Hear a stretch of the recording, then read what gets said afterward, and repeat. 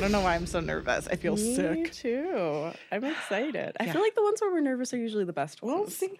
It also means that I'm less likely to like fall into a doll trance like last episode. Should we tell people what I noticed last time?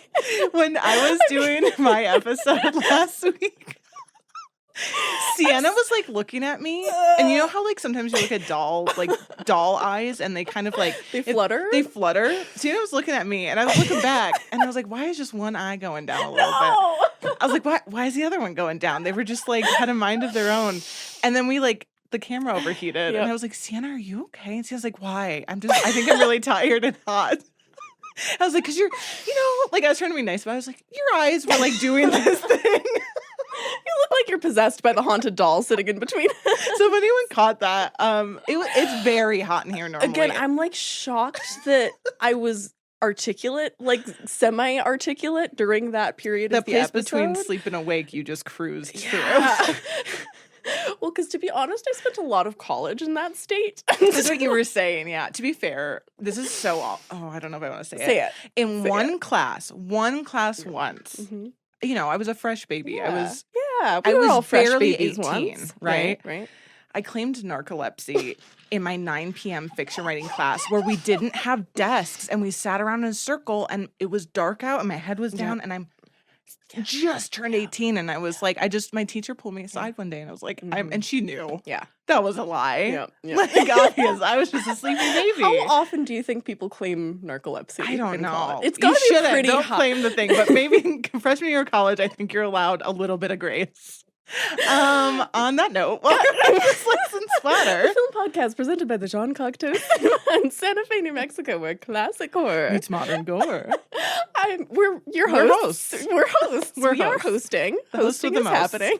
I'm hosts with something. I'm Al. I almost wore a little patch today, but I still can't find my fabric glue. I'm Al. And well, I'm Siena.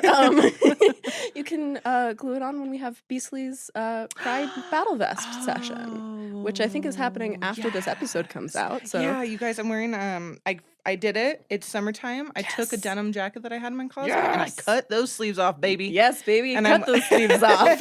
We got the denim cutoffs. Yeah. Kind of. We're going to call them those. Yeah, And then the it's close denim enough. cutoffs on the top. Yeah. Top and bottoms. Yeah. Happy Pride. Happy Pride, everyone. Happy Pride. Happy Texas Chainsaw Massacre, which I'm so excited and so nervous. Yeah. Like my heart is pounding. I know. I felt like sick coming in. You saw me. I was watching. Nobody at me. I was watching like behind the scenes, making up literally seconds before recording. For your film or for my film? For mine. Okay. Good. There's a lot of stuff. I would only have been mad if you'd said for my film because I was no, like, no, I no. want to tell you that No. stuff. I had to. So we're covering the original, obviously 74 Texas Chainsaw Massacre, and then we decided the 2003 one. We kind of just threw that out there. I feel like it was a really entertaining choice, like going off of. I don't want to spoil your reaction, but going off of last episode's conversation about like we should do more horror films that are really bad. I hated the remake. Oh no! I loved it. Oh, we'll get into this it. is going to be a we'll fun get into conversation. it. Yeah. Well, I think that's the debate around classic. Yeah, and we'll get into it, but like that's the classic debate horror around versus modern gore. Yeah. I feel like this is like a really. I know I mentioned on last episode also that this was like a ongoing debate between you and I about whether or not it was a good idea to do a original versus remake episode. Yeah. And I'm really glad we chose this because it feels like the most quintessential classic horror versus modern gore. Yeah. Like it's our two styles. the early 2000s. Yeah. Have you seen any of the other remakes? No. I know, me either. Now I feel like I want to. I know. I was like, last night I was thinking, I was like, do I I watch the rest of them? Yeah, So maybe at some point we'll touch. Almost started one, and then I told you this is my longest film theory rant corner, and I ended up just writing film theory rants to myself for like an hour and a half at like 1 a.m. Dear last Carol. night. You have no idea, Al, how accurate that is. I know. I tried not to look. We reposted on our Instagram. Your like little poll, and I tried so hard to like not look at the thing. I was expecting both you and Warren to vote, and I was surprised that neither of you did. I tried to avoid. Were you trying to not More made a influence? face. What is Warren's face doing in the corner there? Scrunching. It's like me called out. And then I guess we kind of had. So technically, I'm supposed to go first. Yes. Let's debate this live. Let's make the decision on air. Yeah, we've kind of been tossing back whether it makes more sense to talk about the original so that when we go to the remake, like we have some backstory and some like talking points. But then again, I tried so heavily to avoid anything OG, which is very hard to do when you're, especially from what I've gathered, this one is like supposed to be like the most remakey of them. Yeah, or at least it really it's- calls itself a remake. I read about this actually for mine in terms of because this is a film that spawned 8 follow-up films, remakes, sequels, prequels. Right. This is like the one that is the most kind of direct. Yeah. So, I think you're gonna have much more to say, as you often do, except for the Psycho episode.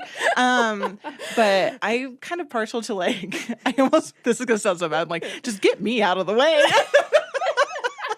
Just push You me said aside. it, not me. Al. and then like you and kind of, you know, the big shebang of why, you know, because I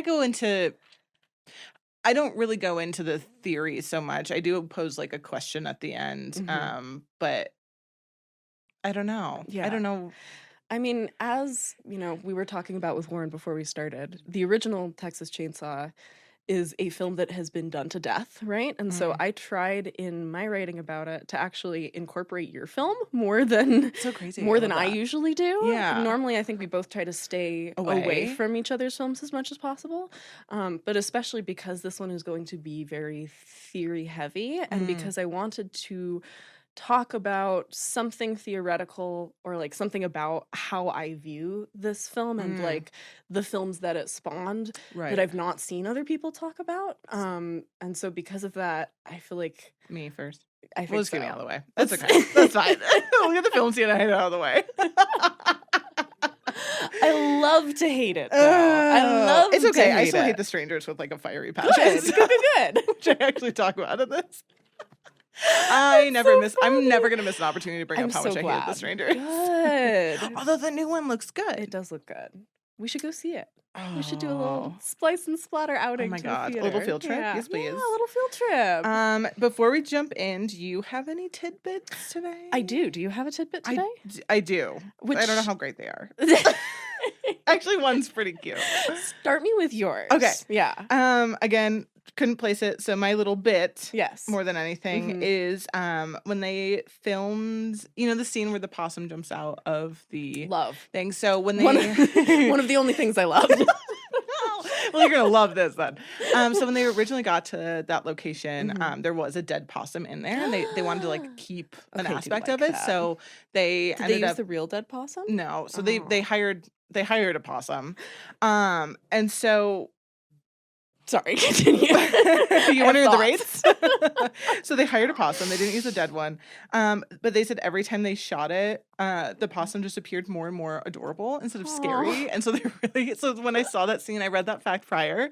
And then watching the scene, I'm like, oh, it is really so cute. It's a really I wonder if that was an early take or a late take. If this was most adorable or least adorable possum performance. Right. I think they were trying to go for scary. So I'm assuming that was the scariest. Early take. Yeah.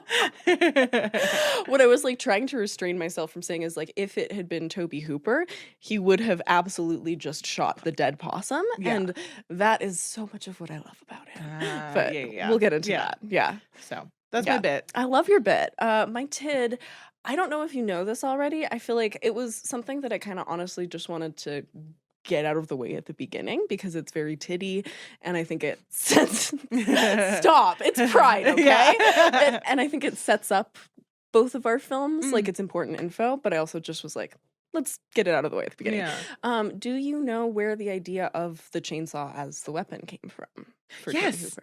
I have, you know what's funny? I wrote down right under my tid and my bit, thought it was funny, ... I want to see if it's correct. Oh my God, I love this. The grocery store? I don't know if it was a Kind grocery of. store, but he was Christmas shopping, and oh my god, Yeah, it was like the one fact that I was like, oh, gotta be careful. Gotta not read about this. Please share. It's so fun. I feel like people who don't know Yeah. might enjoy it. And I also thought it was very Dawn of the Dead. Like, it's a very Yeah. George Romero story. He was Christmas shopping. He sees a chainsaw in the store, and he sees these like 20-minute lines, and he just looks at the chainsaw, and Tobe Hooper's like, you know, I'm not going to do it. But if I picked that thing up and revved it right now, people would sure get out of my way fast, and I would get to the front of that fucking line. So good. I love that. What a great, and that's all it takes. Yeah, that's all it takes. And now we have one of the best horror films to ever horror film. It's funny, that's the first part of the story. Once we get into my chunk, we're gonna get the second part of that story, which is what happens when he then goes home and starts writing. So see, Siena's like, let's just chainsaw through Al's film. So I can get to that's what Siena's thinking right now. So this is a villain origin story for Siena right now. I mean, I think my villain origin story came long ago. Well, you're gonna the enjoy pinnacle of my villain arc. I'm peaking. The great thing is we have some good. I think we have some interesting facts that you'll still enjoy, even if you don't necessarily enjoy the film. So for everyone else, again, I had a great time watching it, and I'm gonna have a great time. I'm curious to get. We're gonna save that for the end then, so we can tee up. But I'm really curious to I have hear a lot your of thoughts. notes. Okay, great. So Texas Chainsaw Massacre 2003 came out in October. They had some like Halloween showings for it, which I think is really fun and timed. Did you see it in theaters at the time? This is my first time seeing it. I think. Oh wow! I have no recollection of seeing this. Because watching it, the OG is so good that I think I was that person that's like, I don't want to see any of the other ones. Which like I am that person, 100%. So good. It felt very like House of Wax, very in that world. Yeah. House of Wax. I think. Oh my god. Be Eating You. Why did I forget that? What? Jeepers Creepers. Oh my god, that's the first. That's like one of my favorite campy films of all time. In which Jeepers Creepers. Have you seen Jeepers Creepers? I haven't seen it. Oh, it's. Now I need to order you to watch it. We'll do an episode on it. I'm sure there's some good pairings. But it's very 2003. I don't know. And it's also, and we'll get into it, it's produced by James Bay. But so, it's a remake, obviously. The script kind of changed in its own way to be not just a direct remake. The description is after picking up a traumatized young hitchhiker, obviously sounds familiar, 5 friends find themselves stalked and hunted by a deformed chainsaw-wielding loon and his family of equal psychopathic. Of loon yours or from an IMDb I wish. description? The reason why I pulled, because there's like different descriptions depending where you go. I always pull the one that has like a word that I'm like, yes, that. Loon, a little loon, not a lunatic. A loon. What a loon. Obviously the tagline's inspired by a true story. So getting into it a little bit, while the film's intro and ending are tailored to be based on the series of true events.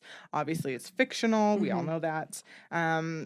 Both of these films are inspired by Ed Gein. Bless Ed Gein. Indeed. That's really Bless all I Ed wanted to say. If you know, you know. So a little fun fact off of that, based on a true story, is the bumper sticker on Kemper's van reads, "Nothing is true, everything is permitted." Yes.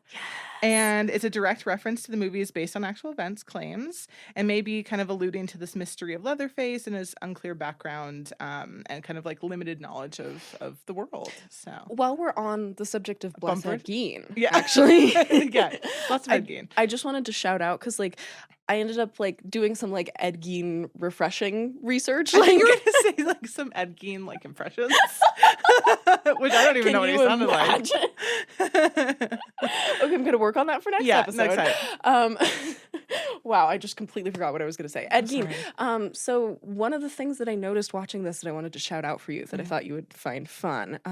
Did you see all of the baked beans that pop up throughout this film? No, I didn't pay attention to them. Everybody in this film is eating baked beans, and that's an Ed Gein thing, because when they went to explore Ed Gein's house, they found he ate the meat with baked beans. He'd made skull bowls, and they found them filled with baked beans, which is just like a disgusting. I remember image. that. It's pretty memorable, right?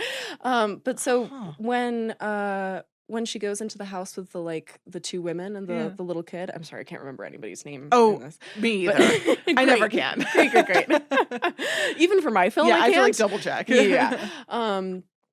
But when she goes into that house, that's what she's feeding the baby is baked beans from a can. And I was like, oh, That's so it's an Ed great. Gein reference. They So- again, Ed Gein gave us Yeah. a lot of Ed good Gein, horror. baby. Yeah. Bless Ed Gein. Ed Bean. Ed- We need shirts. I am. Ed Bean. I don't know if that's gonna play over well. Maybe we'll think of it. I'm. We'll send it out. What do you guys think? Vote right now. Let us know. But it's spelled like Gein, just with a B. Ed Gein. Yeah. It's a little like Andy Warhol baked This is little- genius. right? You all are watching genius so happen welcome. live You're so here. welcome. I'm obsessed. I don't think we'll top that for the rest of the day. Yeah, no, that's it. It's all downhill from here. So, moving on. Speaking of horrors. Speaking of Ed Bean. Yeah, Ed Bean. This film's rated R and was actually... I'm so sorry. That really got me. Oh, okay. That was my one, because you had an episode one That time that it was just like every other thing. Yeah. I was like, damn it, I'm not funny anymore. That was genius, Al. My God. You're Okay. welcome. Air flip. Oh, fucking Ed Um, Bean. My God. Ed Bean. Bless Ed Bean. Everyone's so sick of our shit. Most Sorry, of all guys. us. So this film's obviously rated R. It was actually banned in the Ukraine by the Ministry of Culture for, quote, propagating a cult of violence and cruelty. And 2 years later, Ooh. it's so funny that you brought up George Romero. Mhm. 2 years later, George Romero's Land of the Dead was also banned for similar reasons from them. Fascinating. One of the claims from Land of the Dead being that the movie's scenes shows people obviously being eaten alive, zombies, hello. Mhm. And in a society where the event, I don't know if you've heard of it, 1933, the Holodomor famine. There was a No. famine. Oh, I'm just gonna okay. keep it at that. Famine, In cool. 1933, and so it was like kind of so fresh in people's minds, and they were like, "We don't want this." So Oh, man. I just thought that was an interesting ban. I'm sure it was That's maybe banned in fascinating. other places, but Ministry of Culture was like, "No, ma'am, no, Wow. sir." That's one. Usually by the early 2000s, movie bans were much less common. Which is, yeah, that's really interesting. Yeah. So originally, also this was given an NC-17 rating, but they cut some scenes out to get it to an R, which I think is really smart on their part. Again, you're not limiting your Right. audience of who's going to see this. Right. Especially being like Michael Bay, he wants his shit fucking Yeah. out there. So there were the couple scenes that were cut from it are the hitchhiker's gunshot suicide. They did like reduced blood and guts. There's a lot of guts in that. Yeah, and I think they eliminated a severed ear that lands on Pepper's lap. And then Morgan's death was also kind of reduced to a wide shot Okay. versus like up close and gory. The one that really got me that was There's a lot of shit that really there's got a lot me. of shit. But I know I watched the rated version, not the unrated version. Oh my God, I don't even know. What did you watch it on? Amazon. Okay, Like, same. Then it okay, must it have was been- probably the Oh my rated God, that was version. the Yeah, I know, Ah! right? Because the shot that I was looking at that I was like, I can't believe this got an R. Yeah. Was the I can't believe we got an R. was you know when oh my God, again I can't remember the character's name, but when the fake cop is facing off with the really annoying boy. Yeah. The one with the sideburns? Yes, Yeah, yeah, this is just gonna be me all the up. crying yeah, one? Yeah, Yeah, the one He's who super looks like he's crybaby. off of that '70s show. Yeah. And he makes him slide into the center, and he like picks up a handful of brains. Yeah. That was the one that I was like, I know. wow, I have a section in my notes that's called scenes that made me physically ill. love that. This is the pairing both of them, for it. yeah. That's why we felt nauseous coming in here today. Partially the nerves, partially Yeah. the movies. Yeah. So we're gonna jump into budget. Can you get? I'm gonna have you guess for this one. This I seems have some interesting Pretty things. About high budget. What are you thinking?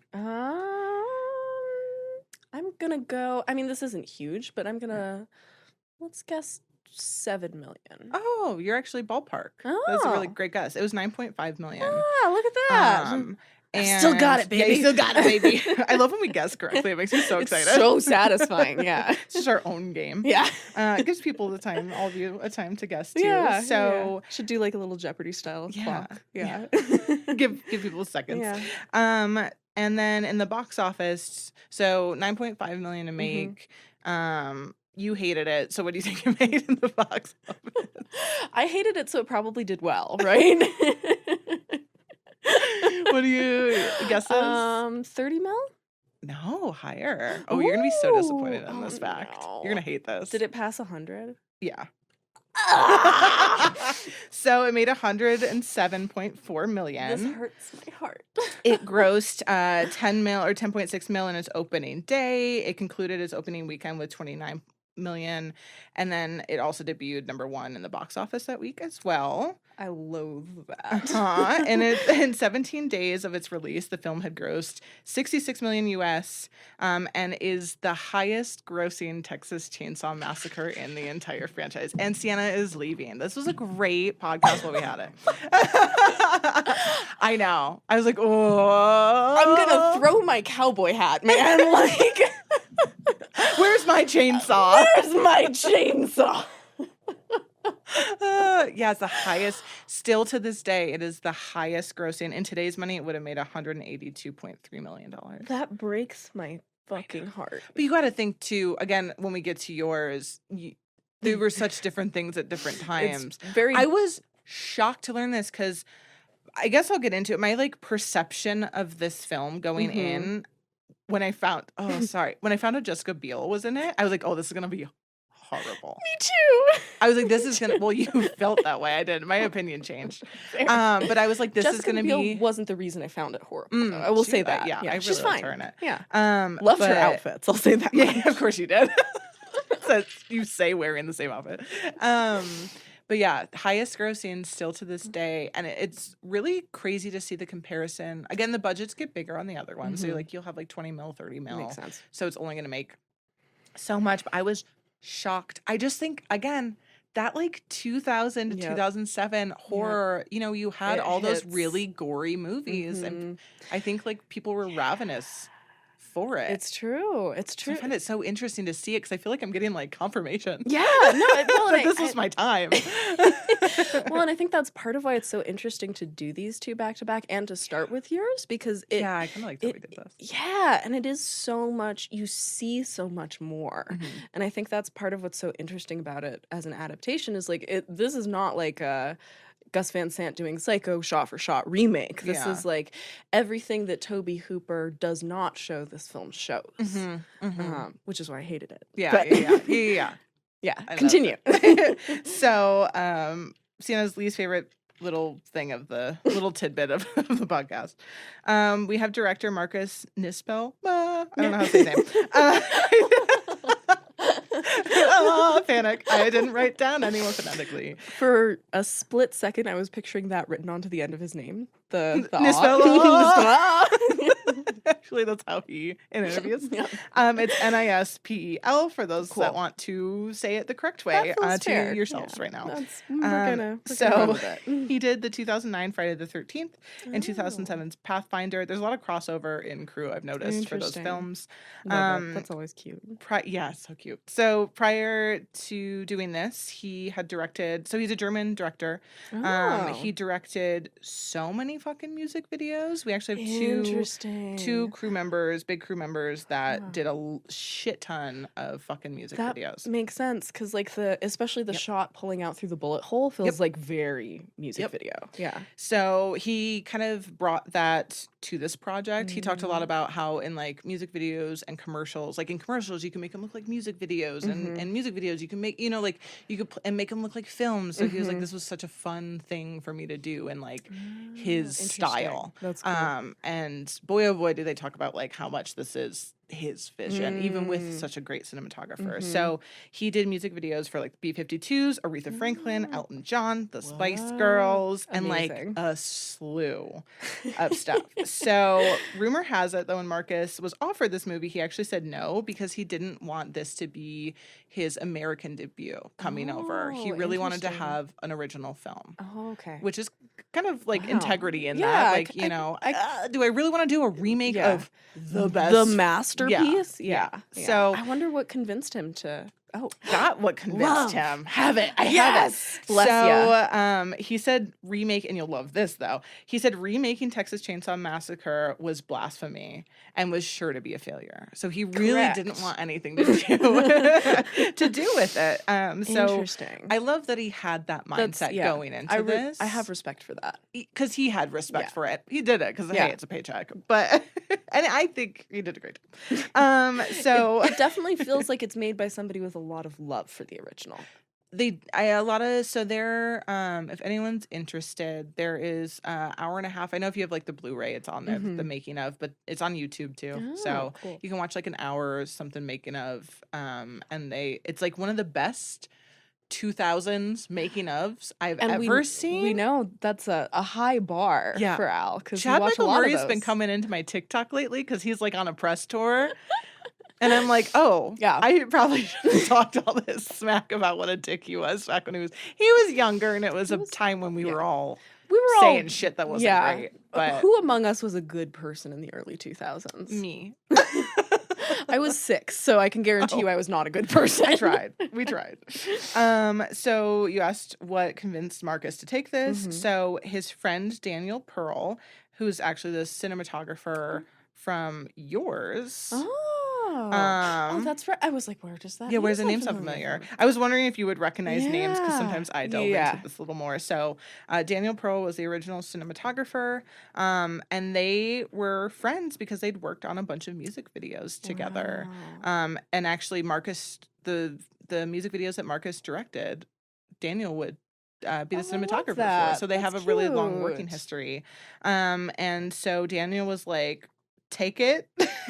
Like, if you take this film, he goes, it will be cool in my career to have started off with a Texas Chainsaw and kind of like more towards the end, have a Texas Chainsaw. So he was very like full circle. Yeah. So he accepted it. And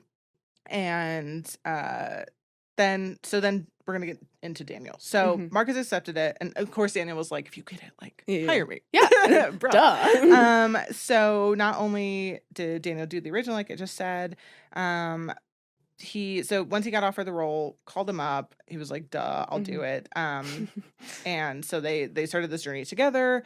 Obviously, they have a really nice rapport. I think their styles, again, if you look at their IMDb and look at their music videos and stuff, you will just see their style in this. They played with a lot of, which we'll get into later, the aesthetics of the two of them.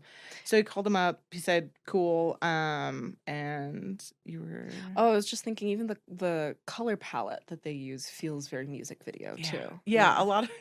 You could probably turn off the sound, put on like a Slipknot album. Yes! Which we'll get to the music in a second.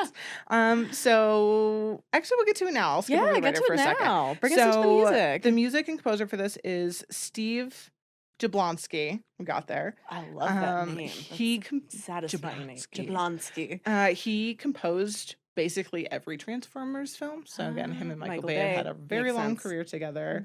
And he did the Transformers ride in Universal Studios in California. And when I lived there, I could quote that entire ride. I love that ride. It's so good.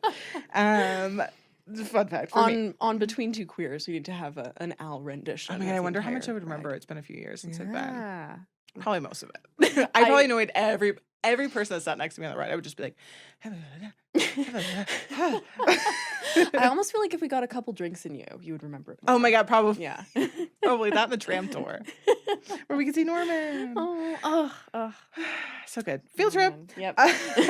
So he also composed a show that I really wanted to shout out, which I feel like no one talks about, called Why Women Kill.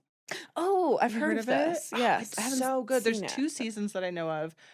Second season, because the first season was so good. So if we love women who kill. Yeah. So. And it's kind of like which I feel like Desperate Housewives is, and which I think he composed also. Oh my god. Which I also love, but this is like even more kind of. It almost feels like a graphic novel. It reminds me of a graphic novel that I read about like a housewives that like murder on the side. Hot. So, but music, I was just made that joke about like play Slipknot over it. In 2002, Marilyn Manson was set to compose this film. Oh, whoa. Isn't that Can weird? you imagine? I don't know. He did. He prior had done the Resident Evil film. Okay. Yeah. Because I was like, has he done this before? And I looked it up, and he did the Resident Evil Wow. film. But wouldn't it? It would have been so 2000. Yeah. It though. really would. Like too much in that way. I think it would have been a little bit like, I don't know. It would have been campier, which It is would have what they been were trying to go campier. against. That makes sense. Okay. Yeah. So, fun fact there. I mean, also he's like a terrible person, so probably good for them and in a long also time. horrible Long-term. person. Yeah. Yeah. It aged okay Yeah. because of Yeah, everything. exactly. So the Unlike David Lynch's Lost Highway, which has a lot of Marilyn Manson music in it, to great effect, but Oh, yeah. I gotta revisit. yeah, it's That movie. I fascinating. don't remember. Fascinating, complex movie that we should talk about on the podcast sometime because it's, I think, definitely his most horror film. Yeah, but yeah. Anyway, I love Lost. tangent. So the writer for this, obviously, they credit the original screenplay writers. We have Scott Kozar. He did The Crazies, The Woo! Machinist, Love the Crazies. which, yeah, again, on George here. Romero. Yep. He produced 30 episodes of the Bates Motel TV series and also Ooh. produced Haunting of Hill House. Oh, cool. So he kind of did a couple The good show. things. Yes. Okay, Yeah, cool. Yeah, the Yeah. show. We have obviously one of the producers is Michael Bay. We said that. Prior to this, I looked up what he had done. He only did Pearl Harbor and Armageddon, and I say Oh, only wow. as if those aren't like Just huge those couple little films. films. Yeah. But Just a few indie projects. yeah, just some small action movies. You might have heard of one or small two dramas. Not even action. of them. Chamber pieces, if you will. So he's the only producer I listed Yeah, because he is It's- so involved Yeah. in this that the other producers don't get to say it. There you go. I love it. I think he'd like it that way. Yeah. So. He's basically the guy talking in the behind the scenes, like making up Yeah. too. So Yeah. in Michael Bay fashion. I'm not a huge fan Classic. of him. Although I do love a big blockbuster I will movie. say I haven't done our Splice and Splatter letterboxd ratings, but I did my own personal ratings last Of course night. you did. No. Because I was in like Just such a fuck Michael Bay. towering rage afterwards. And my review for this film was, I think there's a room in hell where they play this film on a loop, but they turn the sound off, and instead of the sound of the movie, they just play like a tinny recording of your college film theory 101 professor talking about auteur theory and Michael Bay as auteur forever. Tell us how you really feel. It was okay. This actually makes me so. Is this what you felt like when I like rage hated The Strangers? Because you like found it fine. Yeah, probably. Oh my God. I mean, Maybe not. I feel like this is probably worse because you actually liked this, whereas this, I wasn't like you attached. didn't like. Yeah, Yeah. that's true. Oh, yeah, man. I'm so sorry. I can't wait till the tables are flipped, baby. So moving on to cast, we have Jessica Biel as Erin. Mhm. Obviously, she was in Seventh Heaven. She was still. I didn't realize on Seventh Heaven during this, which I thought she was like. This was like her edgy. But she did yeah. Rules of Attraction right before this Okay, too. So she was interesting. pushing her way on out. Yeah, What's she doing now? she was I don't know. escaping. Well, did she escape? I don't know. She's with Justin Timberlake, so probably Ooh, not. no. That's the opposite She's of an still escape. trying to Yeah. escape. Up for the role of Erin was also Kirsten Dunst, Katie Holmes, and Jessica Alba. I know. Oh, It would have been so different. It's true. Bless Jessica Alba. Not a I- great acting bone on that babe. She was great for Idle Hands. It's true. It's true. and whatever yeah. else she was in, which I never I don't remember. even I know. Why know. do I never remember I what just she's love in? her. I know. She was just just Yeah, on yeah, magazines because yep. she's adorable. Yeah. Laura Gurman, who plays the hitchhiker that we see in the beginning, Mhm. originally auditioned for Erin as Oh, well. interesting. And up for the hitchhiker was also Evan Rachel Wood was considered for the role, which 'cause that would have been Ugh. just replay. That would have been sad. I'd be like, and the movie's done. Well, and also like, thank God that there wasn't Marilyn Manson music. Oh my god, they were Ugh. dating at the time. I Yeah, think, so. yeah. yeah. Would have Ugh. really. Ooh, I didn't Yeah. think about that. It would have Yeah, hit that would on have two been levels. horrible. Oh, she would have Horrible. been like, fuck that film. Yeah. She would have been with ya. There you go. You Evan could have I really would have just her on my side. and In a my little dreams. fun fact about the hitchhiker Mhm. was supposed to be like 15 16 years old, and they decided to age her up, which I think Mhm. is funny because I noticed then I read and wrote this fact down, but then later so they aged her up, but then later in the movie the sheriff does call her like a young girl Oh, again, yeah, so I was yeah. like, oh Yeah. Oh. How old is she now? Yeah. yeah. We have Jonathan Tucker as Morgan, the one you don't like. Yeah. He reminds that me of 70s show guy. Yeah. Yeah, he reminds me of what's his name in Top Gun Maverick, the main guy. The dances. He dances like this. What's his name? Miles Teller. Oh, he reminds me of that. So okay. he's got a punchable face. Yeah, I agree with that. Which is great. Hard agree. Because, which is what you want for this character. Yeah, so... Because he's kind of taking the role of Franklin, right? He's kind of the Franklin stand-in. I love Franklin. That's the difference. Yeah, that's the thing. So Jonathan Tucker as Morgan, at first they actually, which is mind-blowing when you hear this and then see, I liked his performance, because he was so hateable, to a point. Yeah. So at first they didn't believe he could even play the role of like the cynic in this character. So they sent him home. They literally gave him Richard Dreyfuss in Jaws glasses. They were like, put these on, send us another reel, and like we'll see if we can make you look a little bit older. And so he did that, and they aged him up. They obviously gave him sideburns. Yeah. That'll age anybody up. Truly. Yeah, honestly. And so they sent him home. He did that. They're like, okay, like we believe you. And then one of his scenes, so the scene with him in the car with the sheriff and the gun, that scene. Yes. The one with the brains. The one with the brains. Yeah. He was told in the script it was, like the character vomited because he's so like, he's just so in fear and shock and whatever. He actually gave a great performance in that scene because he actually vomited. Oh, that'll do it. Do you know what he did to vomit take after take? He stuck the gun down his throat. Method. He actually scared himself. And he did it 25 times. That man. And if you watch the behind the scenes, they show it. Oh my God. And you really, because I feel like I don't remember him like, I was like looking out for it and it kind of dribbles, which makes sense. You only have so much in ya. To a point. You only got so much vomit coming out. But he would just be like, what? And then like, what? We have to put a clip of that going over them. Oh, we will. And he would just make himself gag a little bit. So poor gag reflex. That's how he got the job. Straight cis man problems. I know. 25 times. Imagine what that car smelled like. Oh. Just bile. Anyway, well, there's a little tie-in between our films. Some bile, some very smelly sets. Same. Yeah. Maybe that's just a theme for these movies. I wonder if all of them smell. We gotta watch the rest of them and come back and just do a smell full, report. Yeah. Just do a full unbunboxing. The Splice and Splatter smell report. Yeah. Yeah, we need a sound effect. Yeah. We'll need one for Film Theory Rant Corner, one for the Splice and Splatter smell report. We have, I'll just jump it. We have Erica Learson as Pepper. She hasn't done anything since 2014. That sounds right. But yeah, that's not surprising. We have Mike Vogel, who looked like really familiar to me, but I've never seen him in anything. The name, I don't know. The name seemed really familiar. He was in The Help. Mike Vogel as Andy. Oh, okay, as Andy. Maybe I just know someone named that. I don't know. Yeah, he did look kind of familiar, right? Though. Yeah. He was in The Help and Cloverfield. So maybe Cloverfield is what I'm pegging him for. I don't know. Cloverfield. The first time I watched Cloverfield, I didn't realize my TV color had gone out, so I thought it was a black and white film. Oh my God! And I was like, man, this is really hard to watch. I really have a hard time looking at things. And it was black and white. I was like, this is kind of cool. Black and white, like found footage film. It's worth seeing like that, to be fair. And then I realized the next day when I was watching, like, I don't know, Star Trek, I was like, wait a second. Like, that's not a black and white film.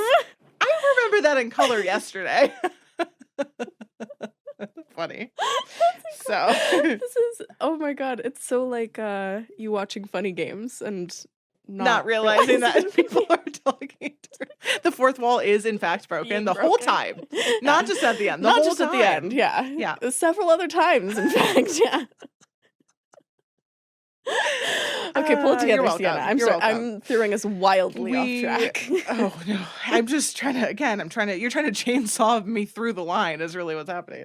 So I'm revving up to go. We have Arlie Emery as the sheriff, who I think gives a terrifying fucking performance. Oh yeah. He voiced Sarge in Toy Story films, which I Oh think my is really god, funny. that's so funny. Yeah, and then you hear it, and I couldn't unhear it the rest well, and of like the time. Sarge, the sheriff. Yeah. it's He perfect, plays like yeah. those roles. He Yeah. was in Full Metal Jacket. That's what I think people know him. Oh, from the most. interesting. Okay. And then Seven, which is yeah. threw that Yeah. in there. So they actually had the hardest time finding an actor for this role because they wanted someone that could be super terrifying, feel like creepy, which oh yeah, he he's does. disgusting. Yeah. And he improv'd basically all of his lines, especially the scene when he's wrapping up the dead girl with saran wrap, which is so funny to me. He's like, "Are you not gonna help me?" and just fucking wrapping it around her head. But I was like, kind of genius. That was definitely a moment that felt very real. Yeah. Like his performance there. Yeah, he was just riffing, and Wow. he said, or I should say the producers and director and stuff, they said he basically rewrote this role, but like in the best way, I feel like. And because he was definitely like the standout of the movie. Oh to yeah. me. Every time he came on screen, I he's magnetic. I don't think I opposite magnets as a performance. Yeah. As a performance, he reminds me a lot of, and I think something that I'm realizing like in this moment, I kind of why I liked this film so much is that performance remind me a lot of what would be in like a Rob Zombie film. You know, it's very funny you like. should mention Rob Zombie. We're gonna See, talk this about is why I him went later. first. This makes sense why I went Yes! first because we're gonna have so many callbacks. I feel like so. Exactly. I we made the just- right decision. Okay. Yeah. Yay! Yay! Hopefully Go you all us. think so too. Applaud on your end.